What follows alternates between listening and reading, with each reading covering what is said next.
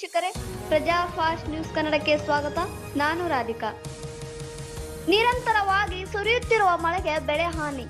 ಸರ್ಕಾರ ಹಾಗೂ ವಿಮಾ ಕಂಪನಿಗಳು ಸೂಕ್ತ ಪರಿಹಾರ ನೀಡುವಂತೆ ಗದಗ ಜಿಲ್ಲೆಯ ಲಕ್ಷ್ಮೇಶ್ವರ ತಾಲೂಕಿನ ಕೃಷಿಕ ಸಮಾಜ, ಭಾರತೀಯ ಕಿಸಾನ್ ಸಂಘ ಸೇರಿದಂತೆ ವಿವಿಧ ರೈತಪರ ಸಂಘಟನೆಗಳ ಮುಖಂಡರು ಪಟ್ಟಣದ ಸೋಮೇಶ್ವರ ದೇವಸ್ಥಾನದಲ್ಲಿ ಸಭೆ ನಡೆಸಿ ಚರ್ಚಿಸಿದ ಬಳಿಕ ಕಾಲ್ನಡಿಗೆಯ ಮುಖಾಂತರ ತಹಸೀಲ್ದಾರ್ ಕಚೇರಿಗೆ ತೆರಳಿ ತಹಸೀಲ್ದಾರ್ ಮುಖಾಂತರ ಸರ್ಕಾರಕ್ಕೆ ಮನವಿ ಸಲ್ಲಿಸಿ ಮಾತನಾಡಿದರು.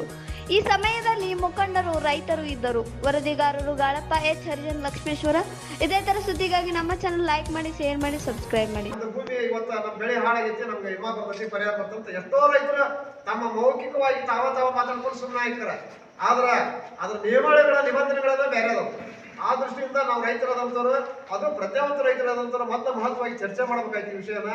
ಯಾಕಂದ್ರೆ ಮಾನದಂಡಗಳು ಅಂತಂದಾಗ ಒಂದು ಅಂಕಿ ಮತ್ತು ಸಂಖ್ಯಾಶಾಸ್ತ್ರದಲ್ಲಿ ಕೆಲವೊಂದಿಷ್ಟು 5 ವರ್ಷ 6 ವರ್ಷದ ಒಂದು ಹಣೆವಾರಿಗಳನ್ನು ತೆಗಿತಾರೆ, ಇಳುವರಿಯನ್ನು ತೆಗಿತಾರೆ. ಆ ಸಂದರ್ಭದಲ್ಲಿ ನಮ್ದು ಇವತ್ತು ಹೆಸರು ಕೊಳತಾ ಹೋಗೈತೆ ಅಂದ್ರೆ ಸಹಿತ ನಮ್ಗೆ ಬೆಳೆ ವಿಮಾ ಬರೋದಿಲ್ಲ. ಇದು ಹೌದಲ್ರಿ ಇವರು ಅಧ್ಯಕ್ಷರು?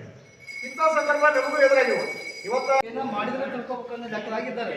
ಇಲ್ಲಿ ಕೇಳೋರಿಲ್ಲ, ಹೇಳೋರಿಲ್ಲ ಅಂತ ಎಲ್ಲರೂ ಹೇಳಿದ್ರು. ಈಗ ದೇಶದ ಬೆನ್ನೆಲುಬು ಅಂತಾರೆ.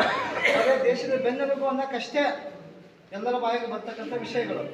ಈಗ ದೇಶದ ಬೆನ್ನೆಲುಬು ಅಂತಂದ್ರೆ ರೈತರಿಗೆ ವಿಚಾರ ಮಾಡಿದ್ರೆ ಯಾರಿಲ್ಲ.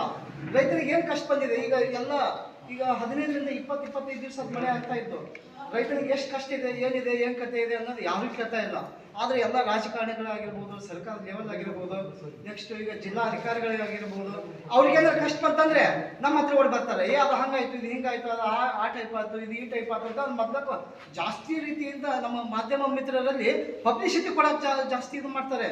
ಆದರೆ ನಮ್ಮಲ್ಲಿ ಫೋಕಸ್ ಯಾಕೆ ಮಾಡ್ತಾ ಇಲ್ಲ?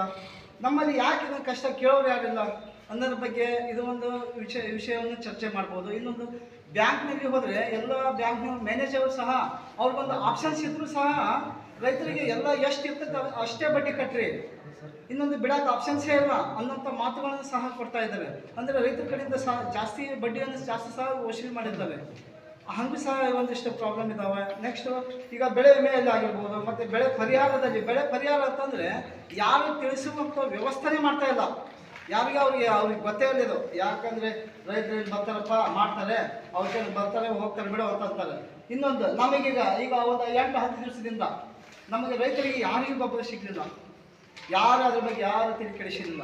ಇನ್ನೊಂದು, ನಮ್ಮಲ್ಲಿ ಸಹ ಹೆಂಗಂದರೆ ಒಗ್ಗಟ್ಟಿಗೆ ಅಂತಂದರೆ ನಾವು ಹೋಗಿ ಒಂದು ಗೌರ್ಮೆಂಟಲ್ಲಿ ಕೇಳ್ತಕ್ಕಂಥ ವ್ಯವಸ್ಥೆ ನಾವು ಮಾಡಲಿಲ್ಲ. ಆದರೆ ನಾವು ಸಹ ಮಾಡ್ಬೇಕನ್ನೋದು ಒಂದು ಉದ್ದೇಶ ನಮ್ಮಲ್ಲಿ ವಿಚಾರವನ್ನು ಹೇಳ್ತೇನೆ. ಕೆಲವೊಂದಿಷ್ಟು ಗೊಬ್ಬರಗಳಿತ್ತು, ಕೆಲವೊಂದಿಷ್ಟು ಗೊಬ್ಬರದ ಅಂಗಡಿಗಳು